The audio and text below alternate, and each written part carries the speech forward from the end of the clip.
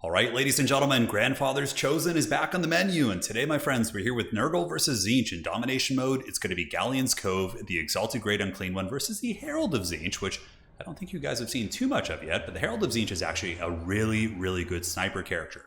Now, as far as my build goes, it is going to be the Exalted Big Boy here in the bushes in the beginning. And he's pretty good. A little bit vulnerable against Tzeentch for sure, because he's a big target, but he's got 12,000 HP. Nurgle, of course, has several ways of healing. You have access to the Fleshy Abundance via the Lore of Nurgle. You have the Army passive, or the Army ability, which is, I believe, Fecundity. And then the other one that you have access to is, of course, going to be the Lore passive. So the Lore passive for the Lore of Nurgle is the Children of Nurgle. So every time you cast a spell, they basically heal for 1% of their total health, which really isn't terrible. What I really like about the Exalted Great Unclean One is he's probably one of the better brawlers in the game. If he actually goes head-to-head against an Exalted Bloodthirster, he does win that fight. And for example, if Tzeentch likes to come in with a big armored style play with like Chaos Knights and Doom Knights and things like that, trying to take advantage of the fact that Nurgle really doesn't have the best armor piercing, he's going to be a really good answer for that. And even if they go like super wide with like a bunch of Blue Horrors and Forsaken, you have the Mortis Engine. Now the big kind of hole in this build, the big weakness is going to be dealing with ranged. I don't really have too many great options for that, so I did bring the Soul Grinder. Now, I'm definitely willing to admit I was very wrong. In my Nurgle guide, I said I didn't like the Soul Grinder because in my initial testing, he wasn't great. But man, oh man, after getting more reps in with this bad boy, I think he's one of the best answers Nurgle has for dealing with ranged tools. He's got this mortar which shoots 3 shots. It's pretty good against armored cavalry. It's good against infantry blobs. It's just amazing all around.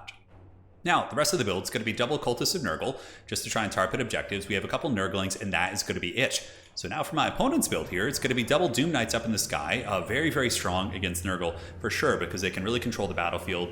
They can nuke lightly armored targets, which is most of the Nurgle roster, and their cycle charging is really gross. In the hands of like tournament players who can charge in, notice that their shields are down, retreat, replenish the shields, go back in, rinse and repeat, you can get a ton of value in.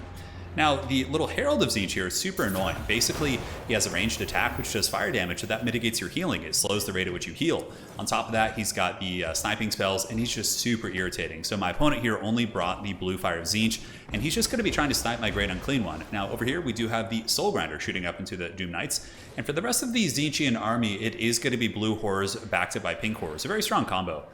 I mean, a Nurgle force, it's going to have trouble marching into this like head on. You can do it if you have cultists, I found. If you don't really have anything to penetrate into the back line like Furies, and had I gone with Furies and Rotflies, they would have been intercepted and massacred by the Tzeentch Air Force, right? The double Doom Knights would trade super effectively, although Rotflies do okay against them. In my experience, an all-out Nurgle Air Force typically doesn't trade super well against an all-out Tzeentch Air Force. Now, the double cultists here are going to be positioning up in the middle as Tzeentch continues to snipe, and just imagine dealing with this in like open field battle, like a pitched battle, where there were no objectives. Oh my goodness, Tzeentch would be so brutal.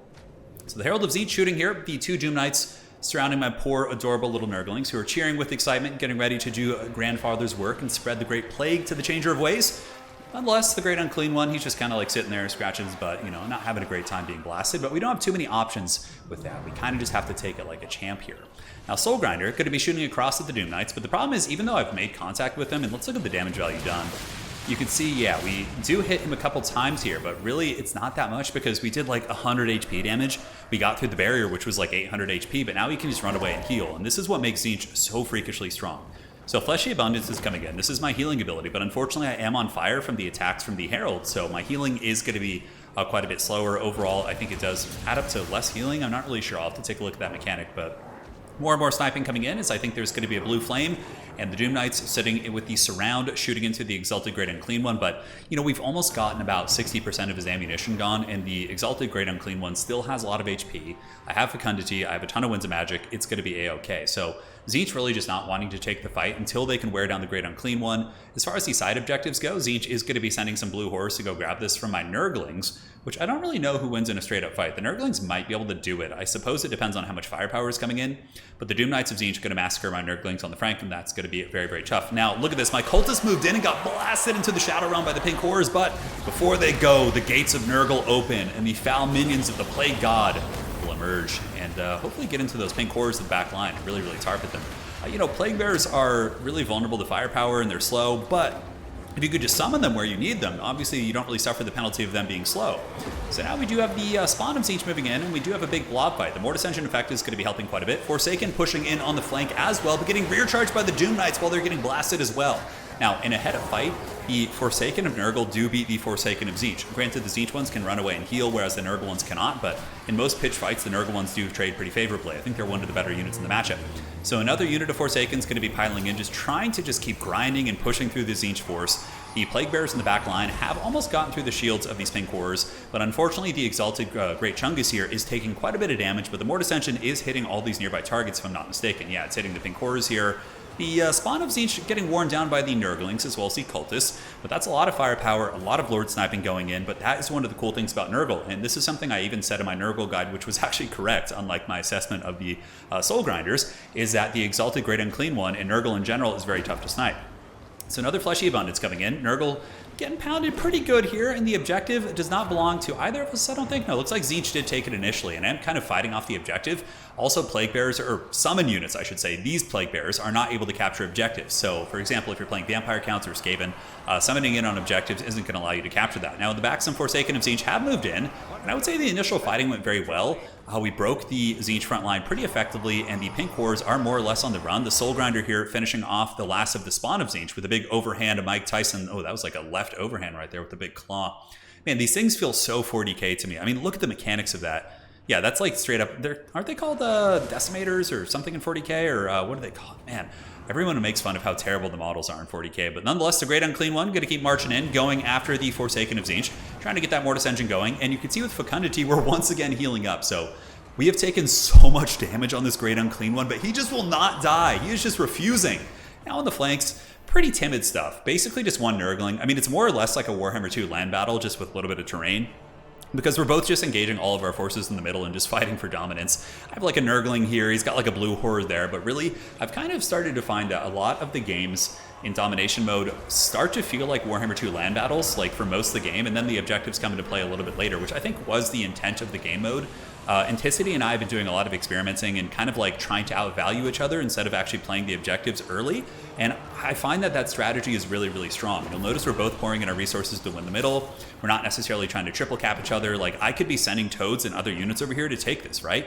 But in doing so, I would be losing the middle here and paying a little bit of a troll toll, right? So the Exalted Great Unclean One gets blasted once again by another Tzeentch nuke here. And the Chaos Knights pouring in. Nurgle trying to hold. We got some Rotflies in here. Rotflies are a really good answer against armor. And the Great Unclean One just tanking it like an absolute unit here. Just a big refrigerator moving across the battlefield with the old Soul Grinder, who's doing pretty good. Now, as far as the score goes, it's pretty even at this point. Chaos Knight's getting worn down, Doom Knight's getting worn down, and Spawn are trying to push back on the objective, but they're probably not going to be able to catch this one. So that just to further accentuate what I was talking about before, and you can see the Great Unclean One here getting nuked down. We've had a lot of games where like neither of us want to capture too many objectives early, because what happens is you get ahead of your opponent, and even if your opponent is beating you in the battle, but you're ahead of them on score, they will get bonus supplies. And the problem with that is then their army gets bigger, and yes, you're winning on objectives, but you're going to lose the fight, get tabled, and then they're going to take all 3 objectives. So I think in terms of the meta, I think it actually might evolve to be more similar to like Warhammer 2 land battles, with the objectives being kind of a tertiary thing, which I think is actually probably more what you guys are looking for. I found that to be very, very viable. And man, we've played probably like 20 or 30 games like testing the efficacy of that. It really does seem like value trading early is a little bit better, just like a normal battle, and then playing the objectives when it gets a little bit closer. Or like if you're losing the battle, trying to play the objectives does give you an opportunity, much like in Age of Empires 4 with like sacred sites. Even though, you know, by defending a sacred site, you're putting yourself in a disadvantageous position, right? But in this case, it's different. So the Exalted Great Unclean One getting blasted once again. The big Chungus moving, the belly rumbling, as the blue horrors of Tzeentch continue to pour tons of firepower on this poor big chunky boy. 552 HP, the big bell is going to be ringing, he's swinging that bad boy, but the Doom Knights are coming in with the steel chair, going to be charging into the back of the Exalted Great Unclean One, and the big Chungus is finally going to fall. But man, oh man, you did Grandpa proud, and he will welcome you back with his warm or disgusting embrace on her. Probably not, probably warm and gross, who knows. It's like a sweaty handshake or something. So Rotflies are back up in the sky, and now they will be engaging against the Doom Knights. Not going to be great. So over here, I'm realizing I have the triple cap on my opponent. Now, what I talked about earlier is this means that Tzeentch is now, when I get a little bit ahead of him by like 1,000 points, which I almost have, Tzeentch is going to start getting a lot of extra units. You know, for example, right now, I'm getting 16 base income. 16 is the base. So right now, Tzeentch is probably getting 18 or 19. They're getting a base income of 16 plus 3 for losing by this much, and it's only going to get worse. Probably in the next couple minutes, it's going to go up to plus 8. So they're basically going to be getting, you know, 25%, 50%, eventually at some point, more resources to spend than me. And for a faster faction like Tzeentch, who has these flyers, mobility, you can really pay the price. I can't tell you how many games I've gone up by 3 objectives a little bit too early, and my opponent has been able to come back by just, pouring tons and tons of reinforcements with the reinforcement mechanic. And over here, I do have some toads holding the objective. I did summon some toads earlier to kill the blue horrors, and now I'm starting to kind of be like, okay, I'm losing the battle here. Tzeentch is kind of grinding me down. I think the initial engagements went quite well, but now that he's getting all the bonus resources, which we can't see in this replay via the comeback mechanic, I have to really switch up my playstyle here. So the Forsaken of Tzeentch is blitzing in, trying to be a little bit of a screen. They don't really have any great tools against the missiles there, but they're still going to be trying their best. So Tzeentch coming in with blue horrors. My 2 cultists are going to be trying to escape here. The Soul Grinder of Nurgle, I do get the Fecundity down, which is so good. It's basically like an overcasted Invocation of Nehek, and it's going to be hitting the spawn of Nurgle and Nurglings and all these different units. Forsaken definitely doing good here. And I did have some sacrificial Nurglings up in the high ground, which I sent into the Flamers just to buy some time. And somehow they actually broke those Doom Knights there, although I think that was a little bit of friendly fire. So more and more toads coming down, the Toads of Tzeentch. These are the Pox Riders, going to be attacking in, but some of the Forsaken there do get caught by the wrath of the Pox Riders, who probably won't last terribly long once Tzeentch does kind of notice those bad boys. And now in terms of this objective over here, toads are going to be going to kind of a railroad the middle of the map, and Nurglings are going to be hustling across, so you can see the adorable little guys trying their best to get over here. And we still have this big rumble in the middle of the map, while the toads able to finish off the Forsaken, and the Herald of Nurgle still kind of cackling up in the sky. So Tzeentch is going to be taking the center objective here. A lot of firepower coming in from the blue horrors. And man, oh man, those plague toads just get melted by that firepower. So gross. But the Pox Rider's not doing a bad job cleaning up a couple Forsaken. They're 1,000 gold unit, so they certainly have their performances. Doom Knights of Tzeentch going to be drifting across, probably going to be attacking into the toads. And Tzeentch is really starting to kind of secure control over all these objectives here as the Flamers get brutal damage into the Pox Riders. And getting melted a little bit there. Okay, not as bad as I remembered. Man, when that happened in the game, it just felt so much worse. I guess it's like the big flaming effect there. But yeah, now it's starting to add up. A couple more volleys like that, and these Pox Riders of Nurgle are going to get put in the trash can so incredibly hard. Yeah, here comes another volley, Pink Horrors. And Tzeentch has number 1 up on the high ground. My Nurglings were not able to hold that. They have number 2 as well. And now I'm falling back. I'm like, retreat, fall back to the keep. The forces of Nurgle are going to be retreating to the back objective, and I know I'm up by a lot, but if I get triple capped, there is no coming back. Nurgle is very good at grabbing objectives, but they're not good at taking them in my experience. So I need to, they're good at grabbing them early and holding on to them, but in terms of wrestling them from like an army that has like, way more stuff, you can see my army's looking really thin because he's getting a ton of extra resources from being behind so badly. Right now he's probably getting like bonus like 8 or like, I don't know if there's like a cap on that, but nonetheless, we really need to hold the big objective. And Grandfather Nurgle watches from the skies as the Forsaken of Tzeentch charge in to try and intercept. And look at this happy little toad. They remind me of Wookiee, these little like toads, the way they move. Wookiee kind of hopped like that. He had like a little funky back legs. But Forsaken of Nurgle with Fecundity going to be healing through that blue fire pretty well, moving into the forces of Tzeentch.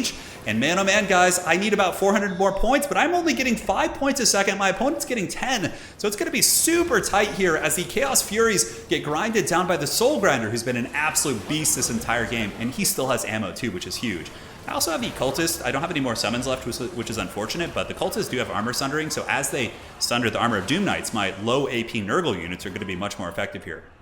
Now, Tzeentch is basically just beelining across the map. Like, everything is rushing across, and holding this back position is going to be incredibly tough. Despite the fact that I only need 200 more points, Tzeentch has a ton of blue horrors on the objective now, and as soon as the pink horrors of Tzeentch get on the objective, he probably will have the capture weight. I mean, I have Nurglings and I have a couple SEMs, but really his weight of infantry is going to be showing right now as the objective is going to be going for the Changer of Ways. Look at this, guys. Oh man, this is so tight right now. I need 150 more points. So realizing that I'm probably going to lose this. I saw the writing on the wall. I knew that if I lost this, like, I wouldn't have much of a chance. I go for the secret agent push in the fourth quarter. The Plague Toads of Nurgle and the Nurglings emerge from the portals. Grandfather sends his minions to capture the middle objective. It is going to be so incredibly tight. 940, 950, and look at that. The back objective has been taken by Tzeentch. If I didn't capture another objective here, like in a hurry, he's got a huge army, but he did kind of overcommit to the side, and he's got so much here, probably a little bit more than he needs. But again, I would have done the same thing.